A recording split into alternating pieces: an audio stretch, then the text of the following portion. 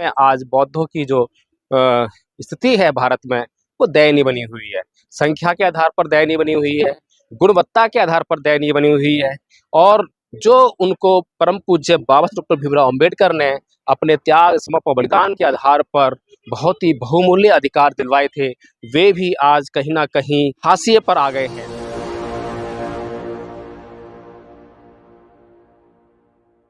जय भीम, नमो बुद्धार्थियों। साथियों, आज हम पहुंचे हैं नागपुर की दीक्षा भूमि। जी हाँ, ये वही पवित्र स्थान है जहां पर परम पूज्य बाबा साहब डॉक्टर भीमराव अंबेडकर ने 25 दिसंबर 1927 को मनुस्मृति का दहन करने के पश्चात 14 अक्टूबर सन 1956 को बुद्ध धर्म की दीक्षा ली और लाखों अनुयायियों को उस धर्म का संदेश दिया, उस धर्म की शरण ग्रहण करने के लिए आह्वान किया कि यही एक वो शरण है जो तुम्हें हर एक मुसीबत से बचाएगी।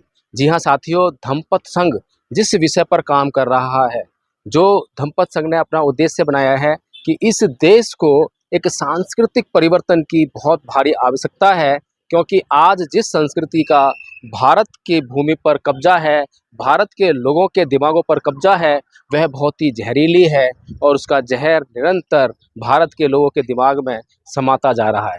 परम पूज्य बाबा साहब डॉक्टर भीमराव अंबेडकर ने 25 दिसंबर 1927 को मनुस्मृति जलाई थी। उसका कारण था कि मनुस्मृति लोगों के दिमागों को प्रदूषित करती है, उनके भीतर जो है वो जहर पैदा करती है, जिससे कि इस देश में एक पूरा वर्ग, एक बहुत बड़ा वर्ग जो है लगातार एक वर्ग का, उसके अत्याचारों का, शोषण का शिकार होता रहे। साथियों, परम पूज्य बाबा साहब डॉक्टर भीमराव अंबेडकर ने यहाँ इस पवित्र भूमि से देश के लोगों को, बहुजन समाज के लोगों को, विश्व के लोगों को वह संदेश दिया कि भगवान बुद्ध का धम्म ही है जो सार्वकालिक है, सार्वभौमिक है, जिसकी सदा से जो प्रसिद्धि रही है, जो महत्व रहा है, वो आज भी उसी तरह से कायम है। जी हाँ साथियों, यहाँ पर मेरे इस तरफ आप देख रहे होंगे वे 22 प्रतिज्ञाएं, जिनको कि परम पूज्य बाबा साहब डॉक्टर भीमराव अंबेडकर ने सांस्कृतिक परिवर्तन का आधार बनाया।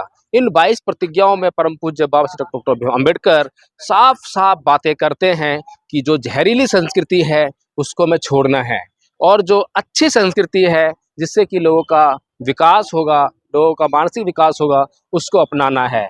लेकिन ये विडंबना है कि 1956 में परम पूज्य बाबा साहब डॉक्टर अंबेडकर के साथ में लाखों लोगों ने धम्म दीक्षा ली, धर्म परिवर्तन किया, लेकिन लाखों लोग मिलकर भी आज भारत को बौद्ध में नहीं बना पाए हैं। लगभग 70 साल उस बात को हो गए हैं, लेकिन 70 साल में आज बौद्धों की जो स्थिति है भारत में, वो दयनीय बनी हुई है। संख्या के आधार पर दयनीय बनी हुई है, गुणवत्ता के आधार पर दयनीय बनी हुई है। और जो उनको परम पूज्य बाबा साहब डॉक्टर भीमराव अंबेडकर ने अपने त्याग, समर्पण, बलिदान के आधार पर बहुत ही बहुमूल्य अधिकार दिलवाए थे, वे भी आज कहीं ना कहीं हाशिए पर आ गए हैं। आज वे बहुत बड़े खतरे में आ गए हैं। संविधान खतरे में आ गया है, लोकतंत्र खतरे में आ गया है। संविधान के भीतर जो मौलिक अधिकार, जीने का अधिकार जो इस देश के लोगों को दिया गया था, वह खतरे में आ गया है। लेकिन लोग अभी भी लड़ने मरने की संस्कृति को छोड़ने के लिए तैयार नहीं है। जी हाँ साथियों, भगवान बुद्ध ने कहा था कि ना ही वेरेन वेरानी समन्ति दुदाचनं अवेरन च समन्ति ऐस धम्मुसनंतनो। वैर से कभी वैर शांत नहीं होता, अवैर से ही वैर शांत होता है। भगवान बुद्ध ने कहा था अकोच्छी मंग अवधि मंग अजीनी मंग अहासी में ये चैतंग उपनहंती वेरंग तेसंग न सम्मति। उसने मुझे मारा, उसने मुझे लूटा, उसने मेरा सब कुछ जीत लिया। जो इस प्रकार की बातों को अपने मन में बनाए रखते हैं, उनका वैर कभी शांत नहीं होता। इतने महत्वपूर्ण संदेश विश्व को देने वाले भगवान बुद्ध आखिर इस भूमि से, इस भारत भूमि से या क्यों भुला दिए गए? आखिर क्या कारण था?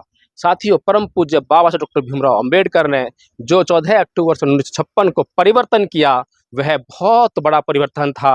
वह सांस्कृतिक परिवर्तन की दिशा में रखा गया एक बहुत ही महत्वपूर्ण कदम था। लेकिन ये सोचनीय विषय बना हुआ है कि क्या इस देश के लोग, और सबसे पहले जो इस देश में प्रताड़ित होते रहते हैं, शोषण का शिकार होते रहते हैं, अत्याचार सहने के लिए मजबूर हैं, क्या वे लोग इस बात को समझ पा रहे हैं कि उनके ऊपर एक जहरीली संस्कृति का कब्जा है और उसी जहरीली संस्कृति के तहत वो अपना जीवन जीने के लिए मजबूर हैं? तो आज बौद्ध धर्म के नाम पर जो बौद्धों की स्थिति है वो दयनीय बनी हुई है। किसी भी बौद्ध से पूछ लीजिए कि यदि कोई आपको गाली देगा तो आप क्या करेंगे, तो जवाब मिलता है कि हम भी उसको गाली देंगे, पीट डालेंगे, ईंट के जवाब पत्थर से देंगे। साथियों, ये संस्कृति बौद्ध संस्कृति नहीं है, ये हिंदू कल्चर है, ये ब्राह्मण संस्कृति है जो कहती है कि ईंट के जवाब पत्थर से देंगे। लेकिन जो भगवान बुद्ध की संस्कृति है वो कहती है कि ना ही वेरेन वेरानी समन्ति कुदाचनं आवेरेन च सम्मन्ति ऐस धम्मो सनंतरो, कि वैर से कभी वैर शांत नहीं होता, अवैर से ही वैर शांत होता है। जी हाँ साथियों, सबसे पहला कदम हमारा अहिंसा की तरफ बढ़ना चाहिए। हिंसा अल्टीमेट है। जब कोई साधन शेष न रह जाए, अपनी स्वरक्षा की बात आ जाए, तब हिंसा करें, तब न्याय होगी। अगर आप कोई भी काम अन्यायपूर्ण करते हैं, अन्यायपूर्ण तरीका अख्तियार करते हैं, तो कभी भी वो धर्म नहीं हो सकता, कभी वो पुण्य नहीं हो सकता, वह हमेशा पाप रहेगा, वह हमेशा अधर्म रहेगा।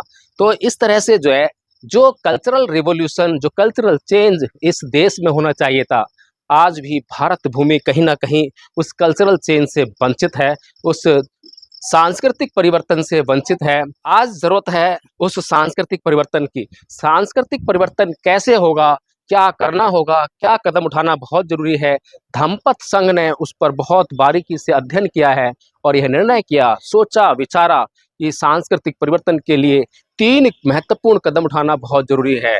पहला कदम प्रतीकों का परिवर्तन, दूसरा कदम रीति रिवाज और त्योहारों का परिवर्तन, और तीसरा और सबसे महत्वपूर्ण परिवर्तन चित्त की दशा में परिवर्तन। जी हाँ साथियों, अगर ये 3 परिवर्तन भारत के बौद्ध अपने भीतर ले आते हैं तो निश्चित तौर पर इस देश में जो कल्चरल रिवॉल्यूशन है वह हो जाएगा, सांस्कृतिक परिवर्तन हो जाएगा, यह भारत पुनः बौद्धमय हो जाएगा।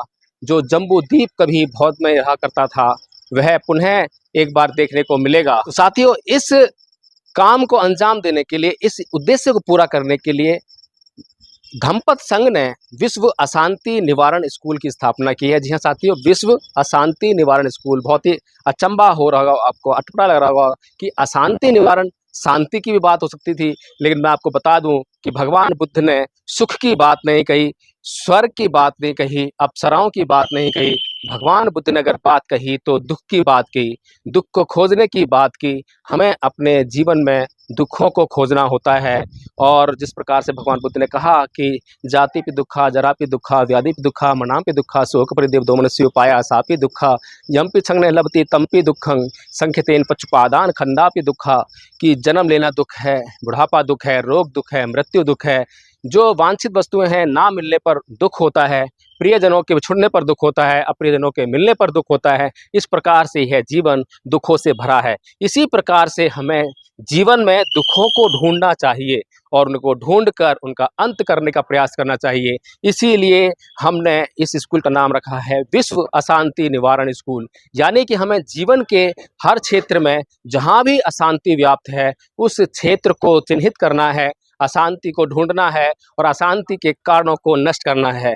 इसीलिए हमने जो है विश्व अशांति निवारण स्कूल के तहत जो है 3 वर्ष का पाठ्यक्रम तैयार किया है। प्रथम वर्ष का जो कोर्स है वो ले प्रीचर्स, जो बाबा साहब डॉक्टर भीमराव अंबेडकर 19 जुलाई 1954 के अपने भाषण में कहते हैं कि हमें भारत को बौद्धमय बनाने के लिए ले प्रीचर्स की आवश्यकता है, यानी कि साधारण प्रशिक्षण देने वाले लोग जिन्हें आचार्य कह सकते हैं। तो धम्मपद संघ ने उन्हें प्रथम वर्ष का धम्माचार्य बनाने का प्रयास किया है। उसमें 4 पेज का मामूली सा कोर्स है। उसमें क्षमा याचना, शील याचना, नमन, तिसन, पंचशील, धम्म पालन गाथा और धम्मपद की 5 पहली गाथाएं जो बहुत ही महत्वपूर्ण हैं, यदि उनको कोई भी व्यक्ति समझ लेता है, जान लेता है, तो अपना जीवन बहुत अच्छी तरह से जी सकता है। द्वितीय वर्ष का जो कोर्स है उसमें हमने संस्कारकर्ता तैयार करने का निर्णय किया है, संस्कारकर्ता बनाने का उसमें जो कोर्स है, और कोई भी व्यक्ति उसको कोर्स को कंप्लीट कर लेगा तो उस कोर्स को कंप्लीट करने के लिए प्रथम वर्ष का कोर्स कंप्लीट करना जरूरी है।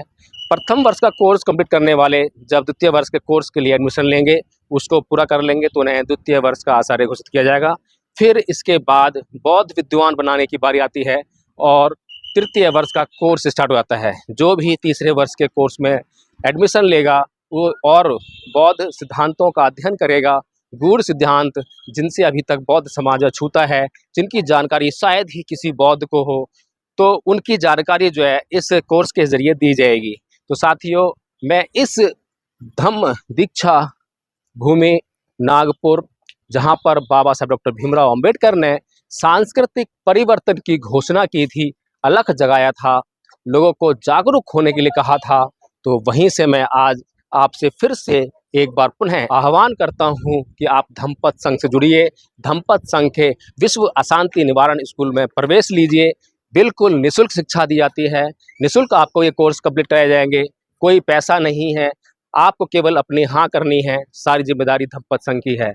तो साथियों, भारी से भारी संख्या में जुड़कर इस कारवां को, जो यहाँ पर 14 अक्टूबर 1956 को परम पूज्य बाबा साहब डॉक्टर भीमराव अंबेडकर ने शुरू किया था, उसको अंजाम तक पहुँचाना आपकी जिम्मेदारी है, हमारी जिम्मेदारी है। और इस भारत को जब तक हम बौद्ध में नहीं बनाएंगे, तब तक इस देश में सुख शांति और समृद्धि का वास नहीं हो पाएगा।